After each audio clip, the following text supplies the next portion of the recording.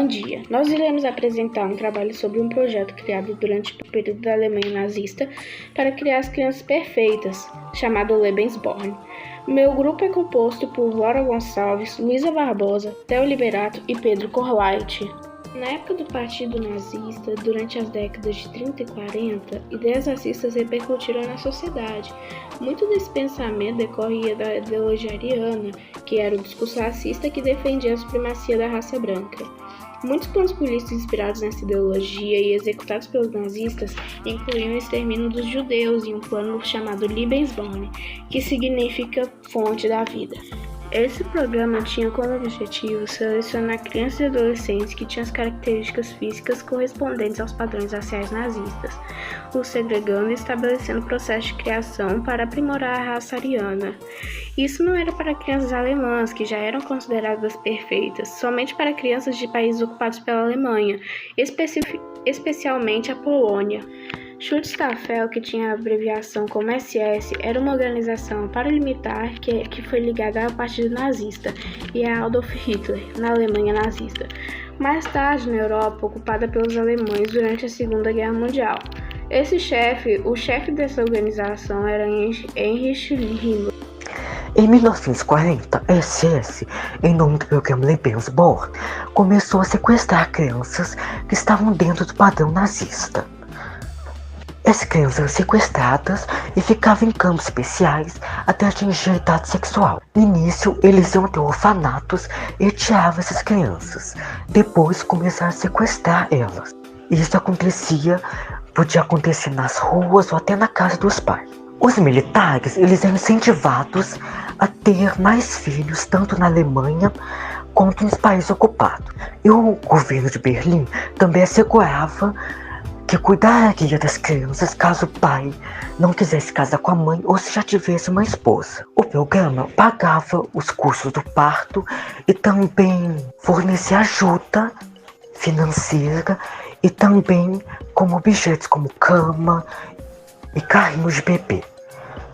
As mulheres que tinham relações com soldados nazistas, elas eram vistas como retardadas mentais pelas autoridades da época e tinham que ser internadas em hospitais psiquiátricos. Existem relatos de pessoas que viveram essa experiência que apontam abusos físicos, mentais, maus-tratos que eram comuns nesse ambiente. E um fato assustador é que as crianças que não passavam pela seleção, elas eram executadas tanto com injeções letais ou câmeras de gás, assim como os judeus nos campos de concentração. Esses bebês mortos ou sequestrados, eles perdiam seus registros. Também porque grande parte dos documentos que podiam provar a crueldade desse projeto foram queimados quando os alemães estavam perdendo a guerra.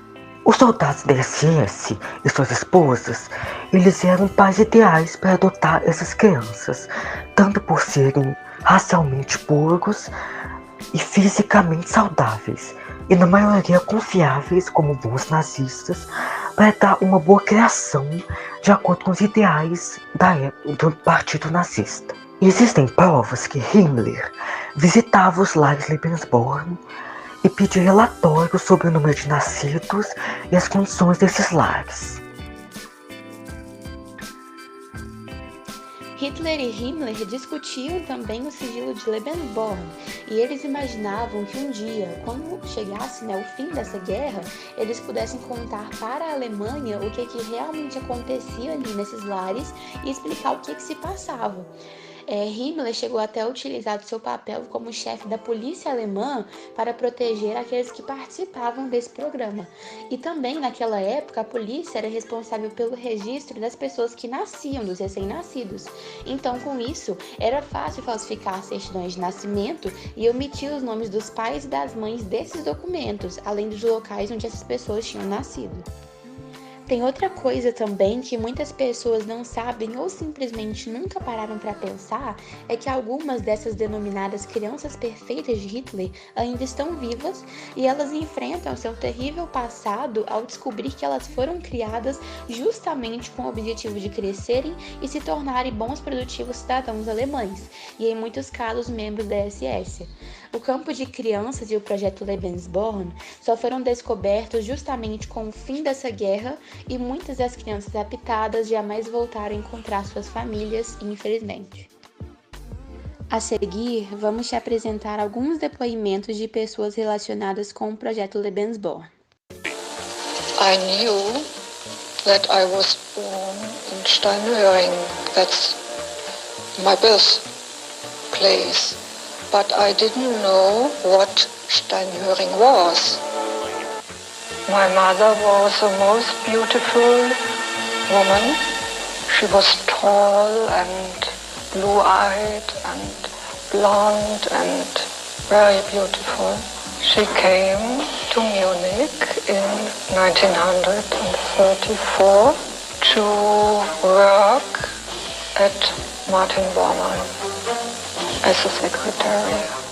O pai de Helga era um soldado da SS com quem sua mãe tinha tido um breve relacionamento, e após seu nascimento, a mãe dela voltou a trabalhar em Berlim enquanto ela foi deixada aos cuidados de uma família adotiva que era racialmente selecionada de acordo com aqueles padrões. They were high-ranking Nazis with the staff of the representative of the Führer. I was under the protection of the SS. The first 4 years of my life, I was a member of the SS. Senhora que, com o objetivo de não ser identificada, pediu para ser chamada de Irene. She showed me the book where it is written that I am born here, and there was the word Lebensborn. And then I got a shock, I think. I said, what? Lebensborn? Me? Irene descobriu que tinha sido uma criança do projeto por acaso. Seu pai foi um dos poucos que não tentou esconder a identidade. Em uma visita casual a Statring, viu pela primeira vez o documento onde ela reconheceu sua paternidade.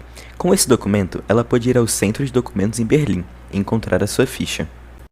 Last year when I came to Steinhöring first time, I have seen the first time in my life the document where he has acknowledged fatherhood.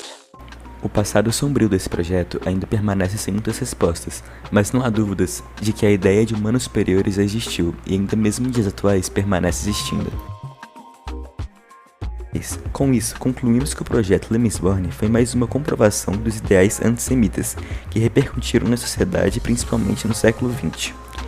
Ele significou a destruição familiar de milhares de pessoas que não voltaram nunca mais a encontrar os seus familiares, além de deixar marcas na mente daqueles que sobreviveram ao projeto, as conhecidas crianças perfeitas de Hitler.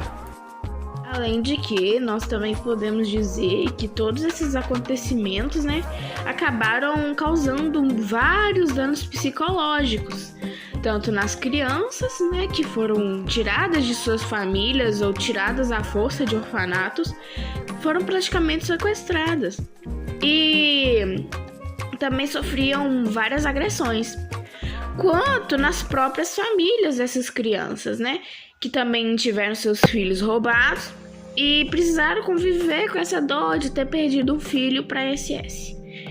E também, mas de qualquer jeito, também existem aquelas crianças que, como Helga, não gostam de omitir ou esquecer de seu passado, e também afirmam com convicção que estiveram sob o cuidado da SS e foram membros de tal, Mas também tem as que não gostam de lembrar desse passado e querem mais que tudo esquecer do tempo que foram cuidados pela SS.